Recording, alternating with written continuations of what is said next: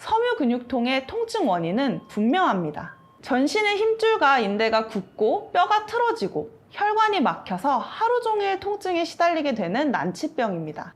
안녕하세요. 아름다움과 건강을 함께 드리는 K테크닉 권원장입니다. 오늘은 지난 영상에서 미리 말씀드린 대로 전신 통증 증후군으로 알려진 섬유근육통에 관해 말씀드리겠습니다. 섬유근육통과 관련해서 가장 널리 알려진 사실은 5곳에서 10곳 이상의 앞통점에 통증을 느끼지만 통증의 원인을 도무지 찾지 못하는 난치병이라는 것입니다. 온몸에 심한 통증이 오지만 병원에서 어떤 검사를 받아도 통증의 원인과 치료법을 밝히지 못해 대부분의 환자가 심한 우울감에 빠지기도 하는 질병입니다. 섬유근육통은 어느 날 갑자기 찾아오지만 섬유근육통으로 진단받기까지는 5년 정도의 시간이 걸리는 경우가 흔합니다. 수많은 검사를 받고 통증의 원인을 알 수 없다는 것이 의사의 최종 판단이면 그때서야 비로소 섬유근육통 진단을 받게 됩니다. 통증의 원인을 알 수 없다는 사실은 환자들이 주변인들로부터 꾀병으로 의심받게 되는 이유이기도 합니다. 하지만 일반적으로 알려진 사실과 달리 섬유근육통의 통증 원인은 분명합니다. 신경이 예민해서 통증을 쉽게 느끼는 것도 아니며 꾀병은 더더욱 아닙니다. 전신의 힘줄과 인대가 굳고 뼈가 틀어지고 혈관이 막혀서 하루 종일 통증에 시달리게 되는 난치병입니다. 섬유근육통은 골반과 척추 모양을 잡아주는 힘줄과 인대가 굳으면서 시작됩니다. 섬유근육통 환자들은 일반적인 사람들과 달리 힘줄과 인대가 쉽게 굳는 특징이 있습니다. 특히 척추뼈 사이에서 척추뼈를 서로 연결하는 인대가 굳으면 척추 전체에 압이 올라가 결국 그림처럼 요추와 흉추가 조금씩 뒤쪽으로 빠져나가거나 활처럼 휘게 됩니다. 그리고 천추와 장골의 균형을 잡아주는 힘줄과 인대가 굳으면 골반이 조금씩 틀어지게 됩니다. 척추와 골반은 굳은 힘줄과 인대로 인해 틀어지게 되고 틀어진 뼈가 신경을 압박해 염증을 만들고 결국 전신의 힘줄과 인대까지 뼈처럼 단단하게 변하도록 합니다. 뼈처럼 단단해진 전신의 힘줄과 인대는 전신의 혈관과 림프계를 폐쇄시키며 척추와 골반에서 시작된 통증이 전신으로 퍼져가게 하는 것이 섬유근육통의 통증 메커니즘입니다. 섬유근육통 환자는 두 종류로 분류합니다. 첫째는 힘줄이 쉽게 경직되는 유전인자를 갖고 있는 환자입니다. 힘줄이 쉽게 경직되는 유전인자를 타고난 환자들은 폐경 등으로 호르몬의 큰 변화가 발생하는 시기에 증상이 심해지는 특징이 있으며 대부분은 섬유근육통을 진단받는 과정에서 중증으로 진행됩니다. 중증인 만큼 통증이 치유되는 과정도 오래 걸립니다.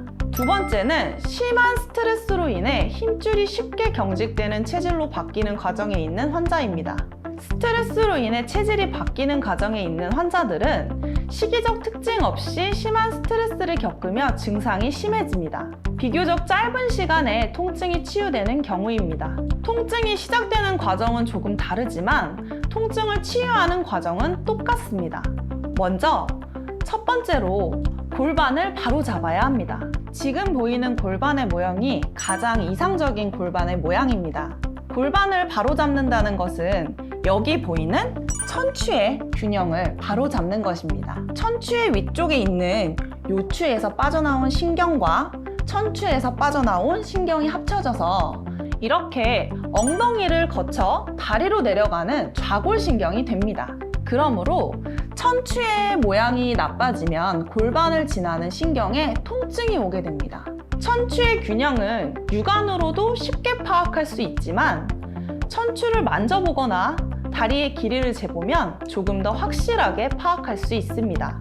천추의 수평이 올라오면 천추와 연결된 장골릉도 함께 올라옵니다. 장골릉의 수평이 올라오면 고관절도 상체 쪽으로 올라올 수밖에 없어서 다리가 짧아지게 됩니다. 골반을 바로잡기 위해서는 반드시 천추와 장골을 연결하는 이곳을 부드럽게 풀어야 합니다. 이곳을 천장관절이라고 부르는데 천장관절만 부드럽게 풀고 그냥 엎드려 있어도 대부분은 골반이 제 모양을 저절로 찾아갑니다. 수평이 올라온 천장관절을 강하게 누른 상태로 흔들어주면 천장관절이 부드러워집니다.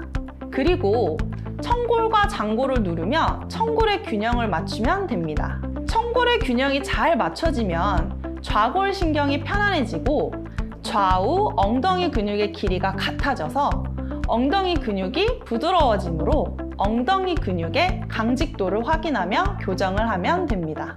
이렇게 골반의 모양을 바로잡으면 요추와 천추에서 빠져나와 골반을 지나 하지로 가는 신경이 모두 편안해집니다. 두 번째는 척추를 바로잡아야 합니다.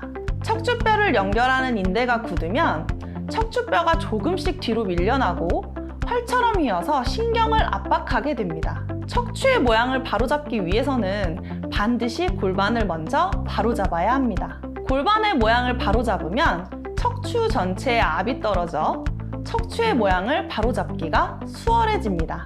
골반을 바로잡고 높아진 척추 압력으로 뒤로 밀려난 뼈를 요추 5번부터 차례대로 제자리로 교정하며 경추 1번까지 순서대로 정상적인 만곡을 만들어 가야 합니다.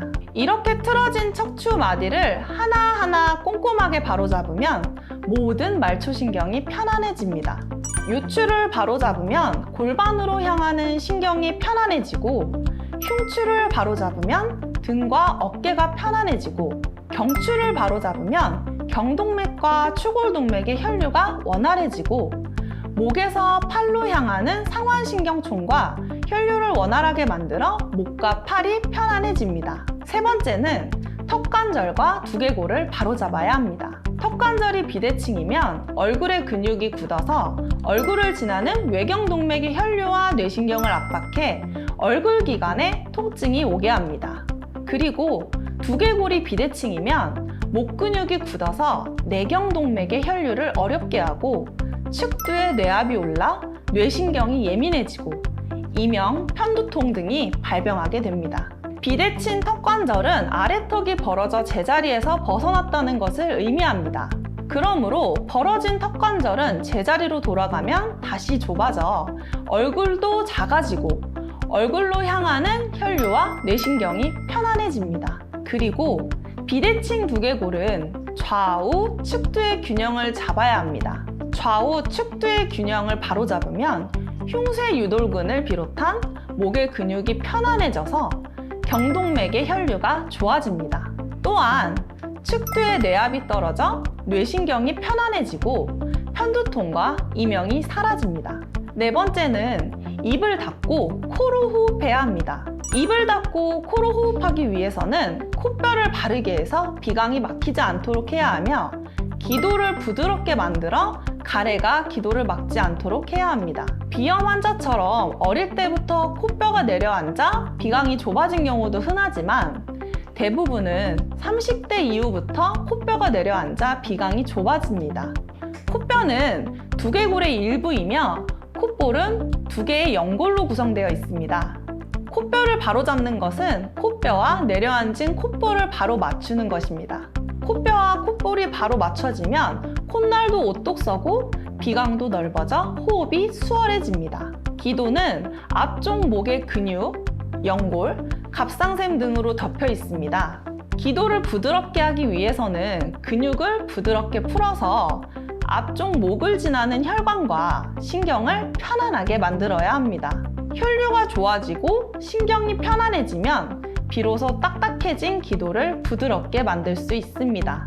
이렇게 콧뼈를 바로잡고 기도를 부드럽게 만들어 호흡이 원활해지면 혈중 산소량도 좋아져 면역력도 향상되고 편안하게 잠을 잘 수 있어서 자율신경계의 균형도 맞춰지고 갑상샘의 기능도 안정되는 등 통증 없는 건강한 몸을 만들어줍니다. 다섯 번째는 모든 관절의 인대를 부드럽게 풀어야 합니다. 섬유근육통 환자의 관절에 있는 근육은 모두 굳어서 그곳을 지나는 혈관과 림프를 폐색시킵니다. 그래서 전신에 아프지 않은 곳이 없는 것입니다.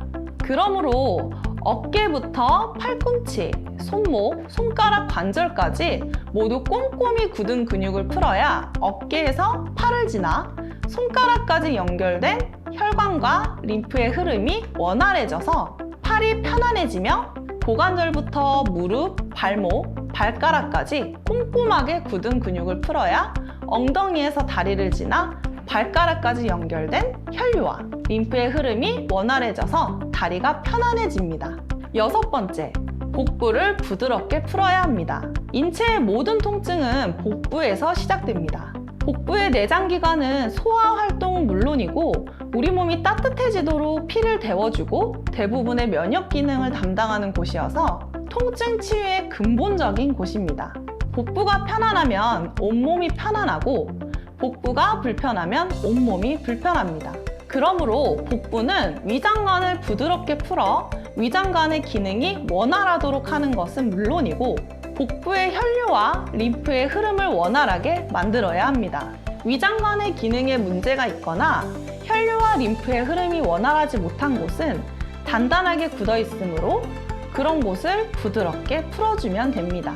복부의 위쪽에 있는 횡격막을 부드럽게 풀어서 위장관이 유기적으로 소화 운동을 할 수 있도록 해야 하며 사타구니를 부드럽게 풀어서 대동맥과 하지동맥의 혈류가 원활하도록 만들어야 합니다.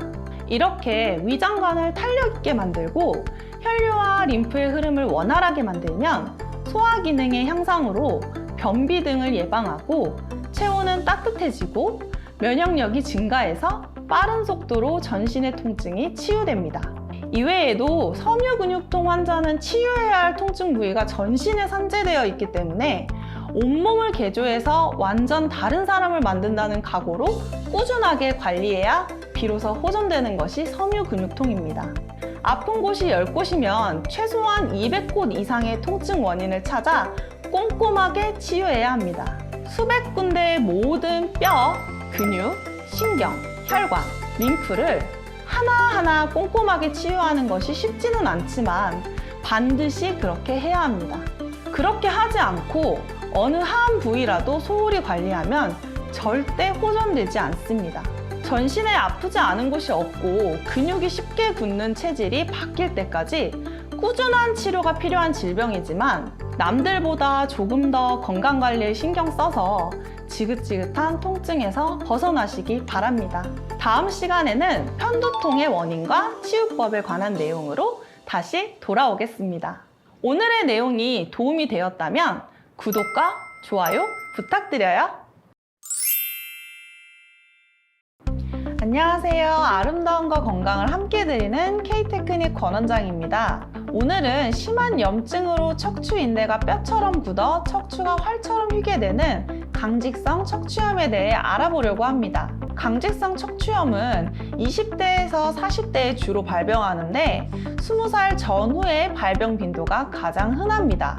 척추 전체가 서서히 굳어가는 중증은 남성에게 많고 여성에게는 척추의 일부가 굳어가는 부분적인 강직성 척추염이 많습니다. 천추와 장골이 만나는 천장관절에서 염증이 시작되고 요추부터 흉추를 지나 경추까지 굳게 되면 사망에 이르게 되는 무서운 질병입니다. 척추가 부분적으로 굳어가는 환자들은 자신이 강직성 척추염을 앓고 있다는 사실을 모른 채 살아가는 경우가 대부분입니다. 온몸에 통증이 오는 섬유근육통도 대부분은 부분적으로 굳어가는 척추 부위에서 시작합니다. 그래서 섬유근육통 환자들이 부분적인 강직성 척추염을 함께 앓고 있는 경우가 많습니다. 강직성 척추염은 청년기에 시작해서 장년기에 증상이 두드러지기 때문에 초기부터 적절한 치료를 하기는 어렵습니다. 대부분의 환자는 중증으로 진행된 이후에 치료를 시작하기 때문에 치료 자체가 어렵고 거의 진통제에 의지하는 경우가 많습니다.